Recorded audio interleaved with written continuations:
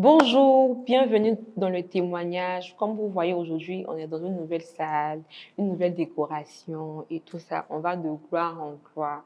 J'espère que tu t'es abonné, que tu as activé la cloche de notification et j'aimerais vous dire merci pour tous les commentaires que vous avez laissés dans les précédentes vidéos. Vraiment, on a vraiment évolué très rapidement et je tiens vraiment à vous dire merci de tout mon cœur. Et aujourd'hui, nous recevons un homme de Dieu de la qualité d'Ésaü. Voilà pourquoi le verset qui va conduire aujourd'hui notre témoignage est tiré du livre d'Ésaïe 30 à partir du verset 15 qui dit « C'est dans le calme et la confiance sera ta force ». Ce verset définit particulièrement l'homme de Dieu que nous allons recevoir aujourd'hui. Je ne vais pas trop vous spoiler, mais je le laisse se présenter.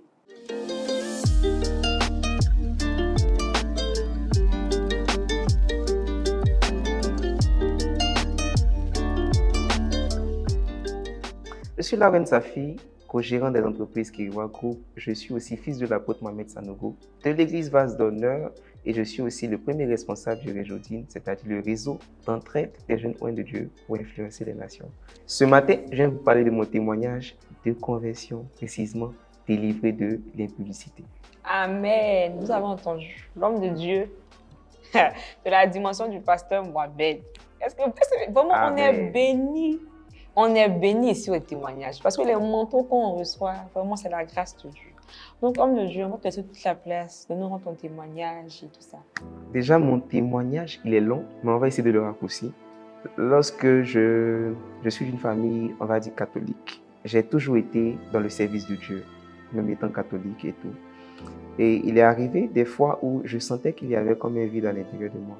Et plusieurs fois, c'était récurrent, à répétition. Et il y a eu, je crois, un déclic en l'année 2020.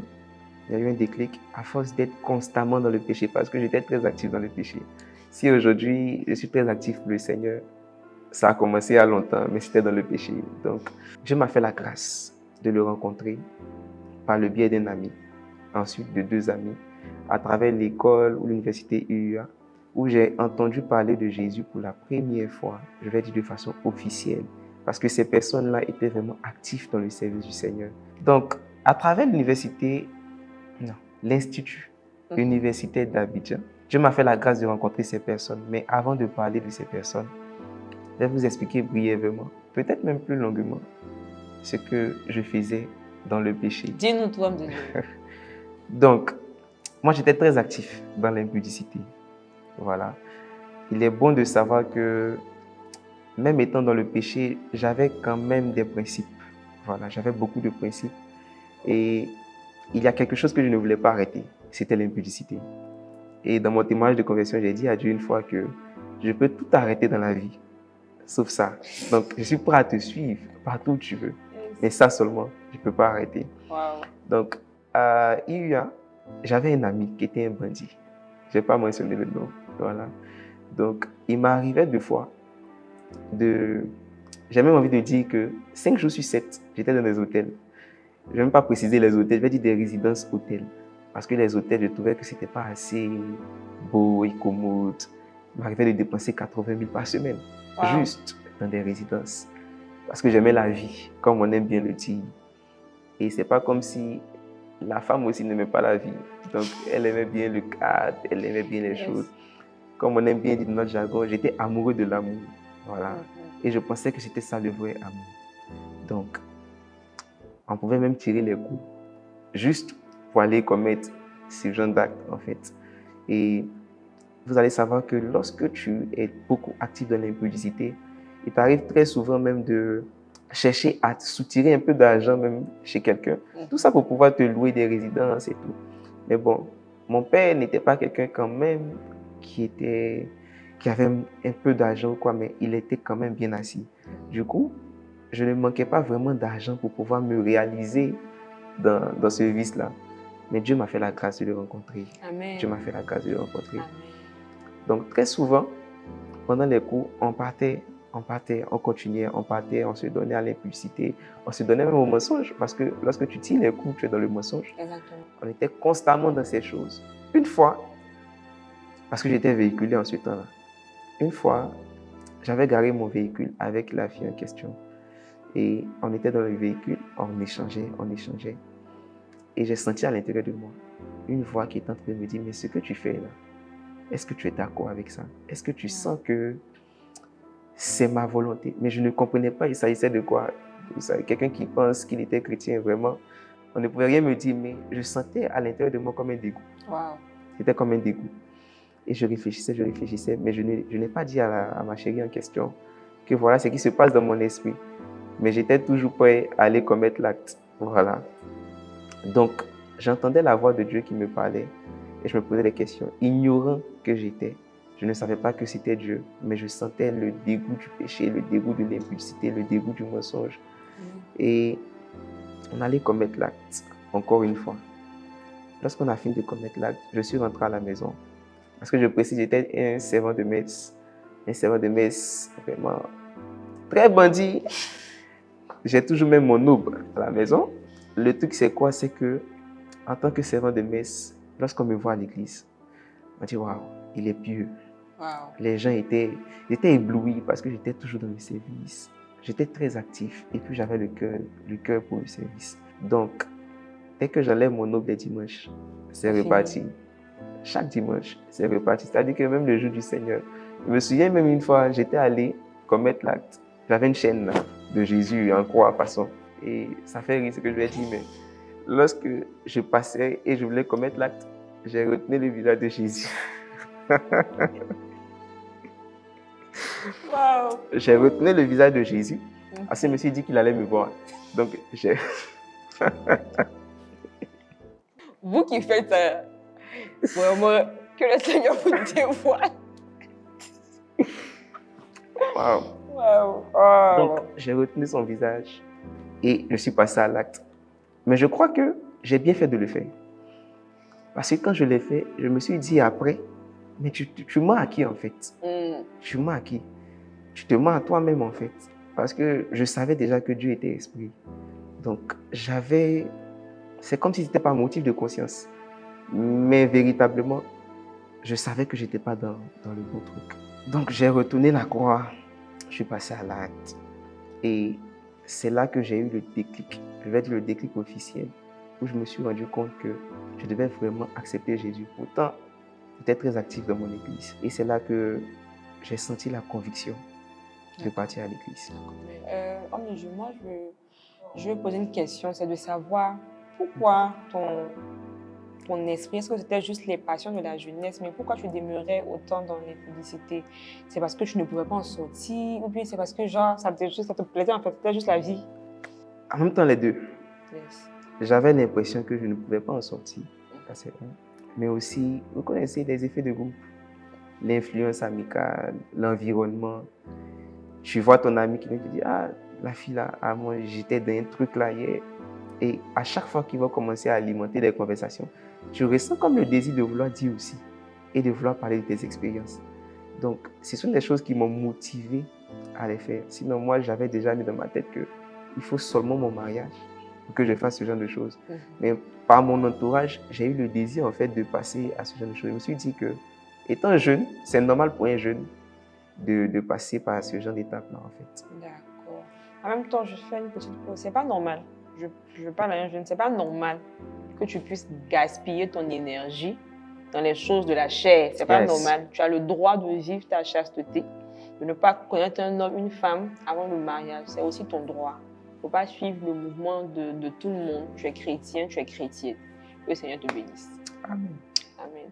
D'accord, mais je vais dire, comment finalement tu rencontres Jésus? Quel est le point culminant où quand tu sors du péché et puis je rencontre Jésus, je décide de marcher avec lui, m'engager réellement? Ok. Déjà, je menais une carrière de footballeur. Je n'étais pas encore pro, on va dire footballeur amateur. D'accord. À la SEC Mimosa, DAFSI, Delta Academy Football Club. Mais ce qui s'est passé, c'est quoi? C'est que à travers le football, je me disais que j'avais besoin. En fait, je voulais rencontrer Jésus aussi par intérêt.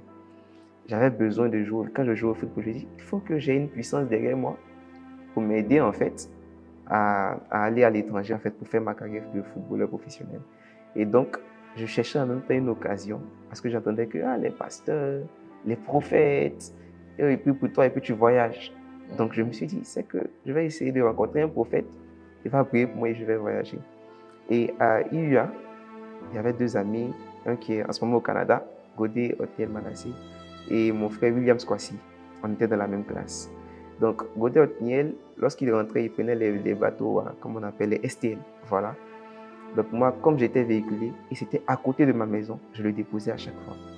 Et dans le trajet, comme c'était un chrétien très actif et de vase d'honneur, il m'évangélisait constamment. Mais ce n'était pas comme des jugements. Ah non, mais tu fais telle chose, mais ça ne me gêne pas. Mais voilà ce que Dieu veut. C'est comme des conversations. Et je me sentais à l'aise avec ce qu'il me disait. Donc, à chaque fois que je me sentais à l'aise avec ce qu'il disait, je me suis dit, bon, on dirait que l'affaire de Jésus, ça devient sérieux. Et c'est là que j'ai rencontré aussi William Squassi après. Je crois qu'il venait de se convertir dans ce temps-là. Il avait le feu, il était zélé.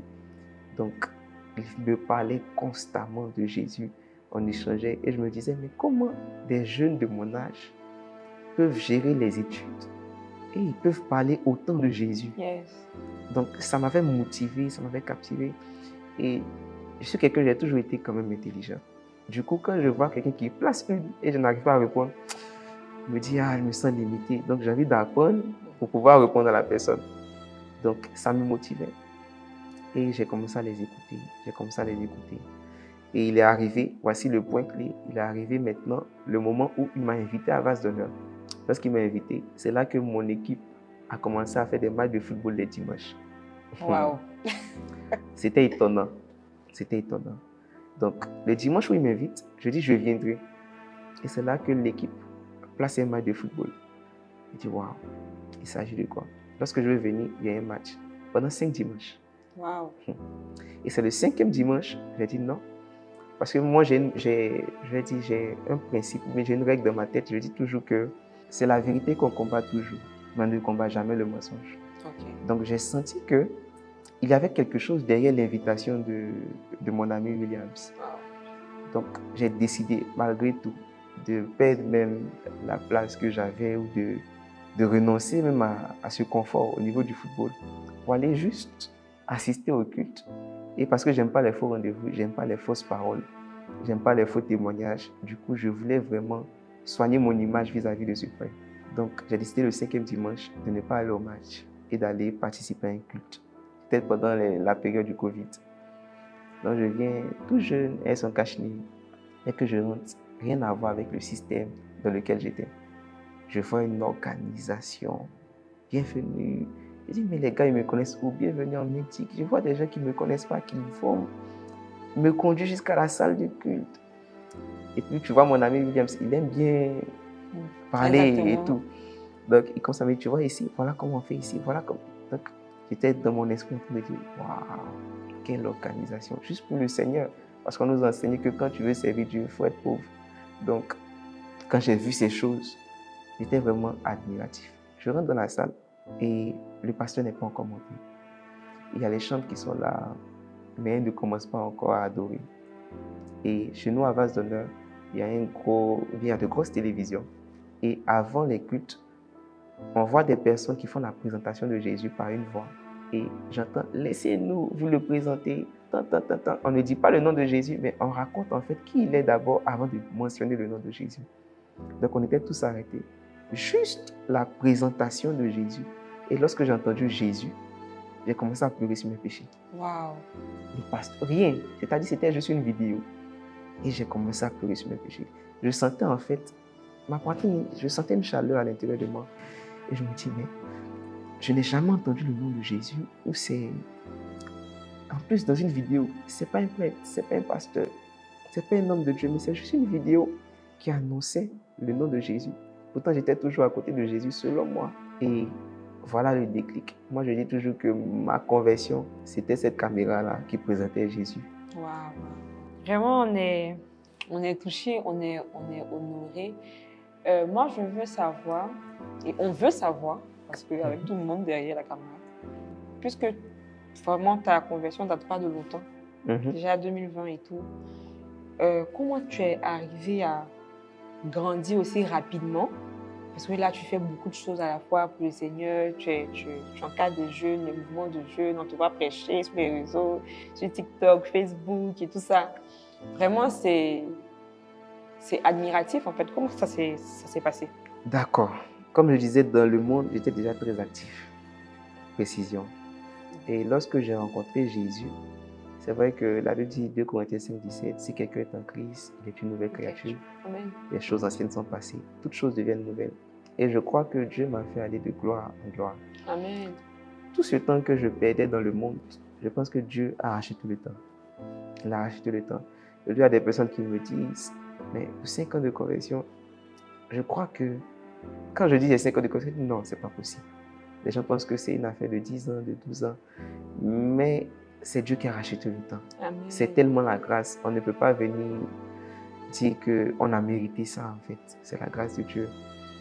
Et je dis toujours que la croissance ou ma croissance est basée sur 2 choses. Ma soumission à mes autorités et la communion fraternelle. Amen. C'était mon principe de base.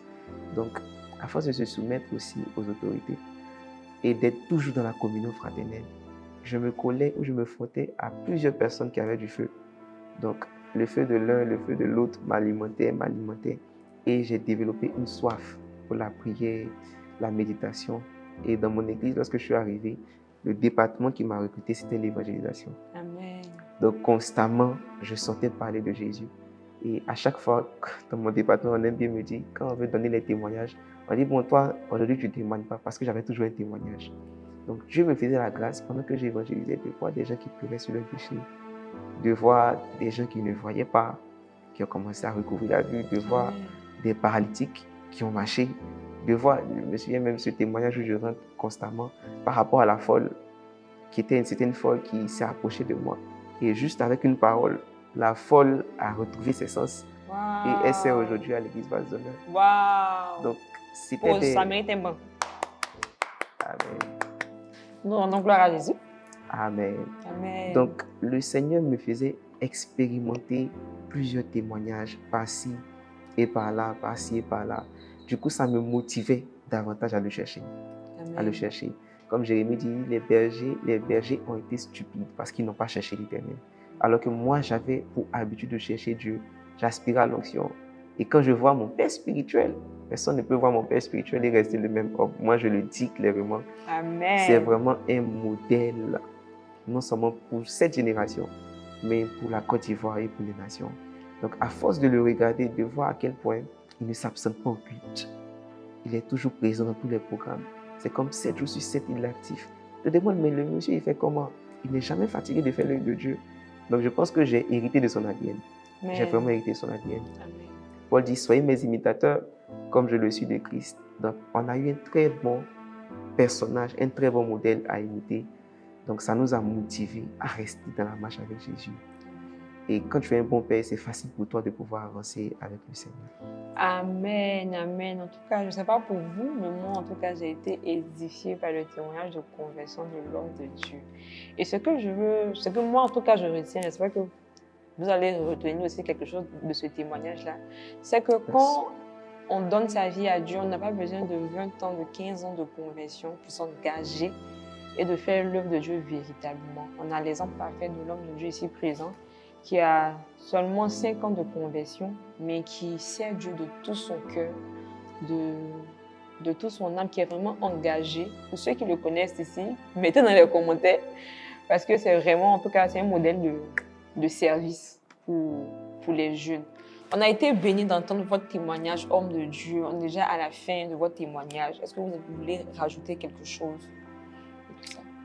Oui, d'accord. Il faut quitter les mauvaises fréquentations. Très bien. Je ne dis pas que dans le monde, c'était de faux amis ou quoi. Non, pas du tout.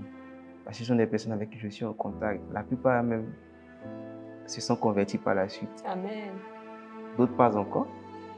Mais je veux dire que c'est l'entourage en fait qui peut définir quelque chose de potable avec le Seigneur. Amen. Donc, tu ne peux pas marcher avec quelqu'un qui n'a pas les mêmes intérêts que toi et tu vas manifester le royaume de Dieu. C'est impossible. Donc, lorsque je me suis déconnecté, la première chose pour pouvoir bien marcher avec Jésus, je me suis déconnecté de mon entourage.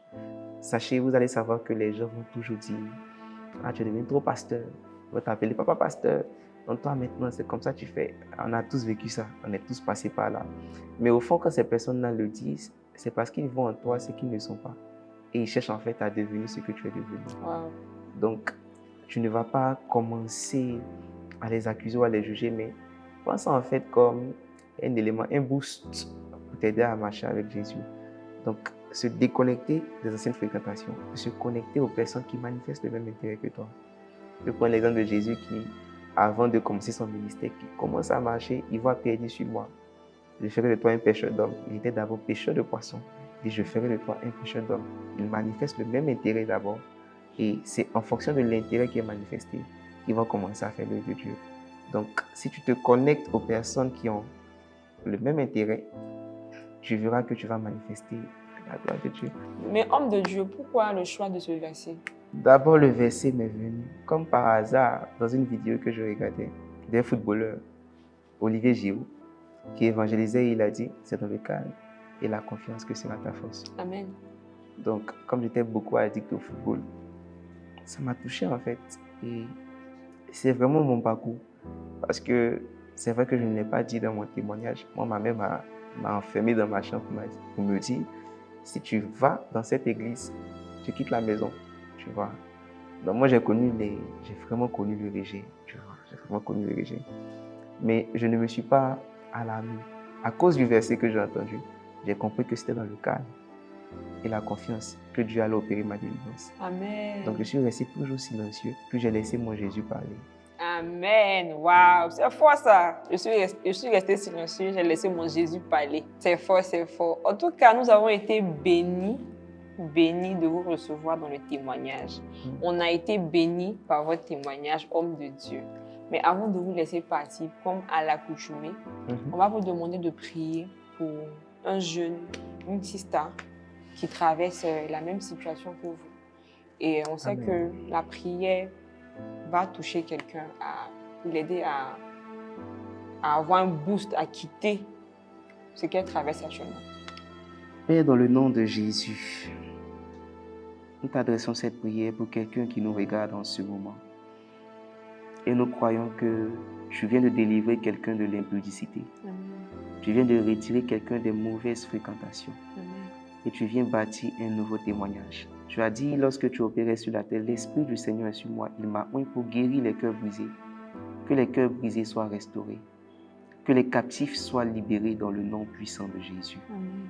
Merci Saint-Esprit, parce que tu viens de le faire. Et je m'appuie sur ta parole. Tu as dit en Marc 11, 24 que lorsque nous prions, de croire que nous avons reçu ce pourquoi nous prions et nous verrons ces choses s'accomplir. Sur la base de ta parole, nous savons que des personnes sont édifiées et des personnes, à travers ce témoignage, sortent de tous les vices possibles dans le nom de Jésus et t'acceptent comme Seigneur et Sauveur au nom de Jésus.